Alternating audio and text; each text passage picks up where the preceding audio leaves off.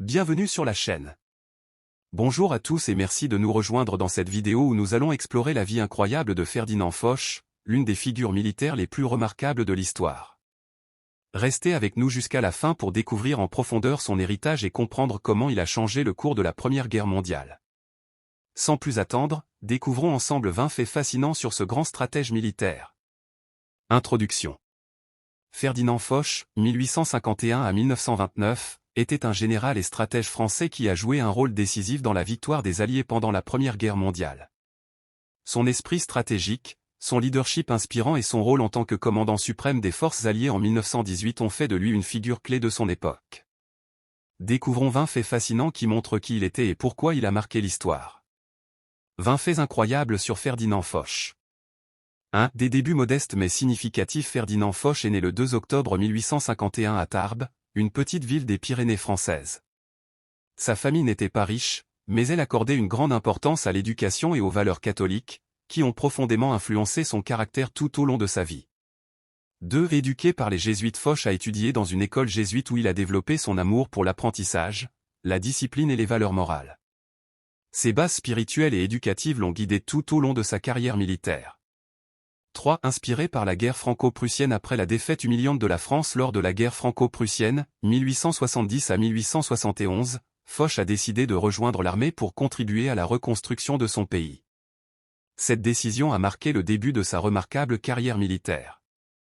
4. Un lecteur insatiable de stratégie militaire dès son jeune âge, Foch s'est plongé dans les œuvres des grands stratèges militaires comme Napoléon Bonaparte, Karl von Clausewitz et Sun Tzu. Ses études ont jeté les bases de ses brillantes tactiques pendant la Première Guerre mondiale.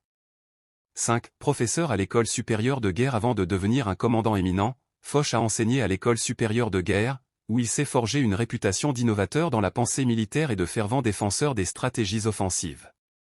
6. Optimisme dans les moments les plus sombres. Foch était connu pour son optimisme inébranlable, même dans les situations les plus critiques. Sa célèbre phrase « Mon centre cède, ma droite recule. Situation excellente, j'attaque » est un exemple de sa détermination et de son leadership. 7. Un rôle clé lors de la première bataille de la Marne, 1914, lors de cette bataille décisive, Foch a dirigé la 9e armée française, réussissant à arrêter l'avancée allemande vers Paris et à inverser le cours de la guerre en faveur des Alliés. 8. Révolution des tactiques à la Somme en 1916, Foch a joué un rôle central dans la bataille de la Somme, l'une des plus sanglantes de l'histoire. Bien que les pertes aient été élevées, il a considérablement affaibli l'armée allemande, préparant le terrain pour la victoire finale des Alliés. 9. Commandant suprême des forces alliées en mars 1918, il a été nommé commandant suprême des forces alliées, prenant en charge les armées françaises, britanniques, américaines et italiennes. Ce fut l'apogée de sa carrière militaire. 10. Un maître de la coordination internationale. L'une de ses plus grandes compétences était de faire travailler ensemble efficacement des armées alliées de différentes nations, aux cultures et aux stratégies diverses, pour atteindre la victoire. 11. Architecte de l'armistice de 1918, Foch a joué un rôle central dans la négociation de l'armistice de Compiègne, qui a mis fin à la Première Guerre mondiale le 11 novembre 1918. 12. Critique du traité de Versailles. Bien qu'il ait été essentiel dans la victoire alliée, Foch n'était pas satisfait du traité de Versailles. Il a prédit que ces termes n'étaient pas assez stricts pour empêcher de futurs conflits, une prédiction qui s'est avérée juste avec le déclenchement de la Seconde Guerre mondiale en 1939. 13. Un héros célébré dans le monde entier après la guerre, il a été reconnu par de nombreux pays, recevant des titres et des décorations comme l'Ordre du Mérite au Royaume-Uni et des honneurs prestigieux aux États-Unis, en Italie et en Pologne.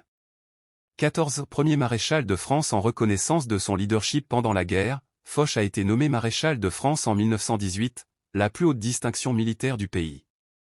15. Dévouement à la paix et à la mémoire après la guerre, il s'est consacré à commémorer les soldats tombés au combat et à promouvoir la paix mondiale. Il croyait fermement au devoir de se souvenir des sacrifices de l'humanité. 16. Auteur et penseur militaire, Foch a écrit plusieurs ouvrages sur la stratégie militaire, comme les principes de la guerre.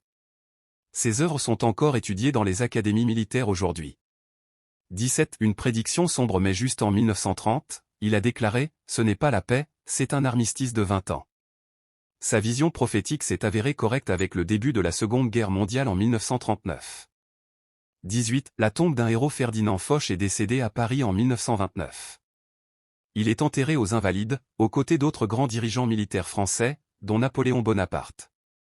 19 Une inspiration pour les générations futures. Sa vie et ses réalisations continuent d'inspirer des leaders militaires, des politiciens et des historiens.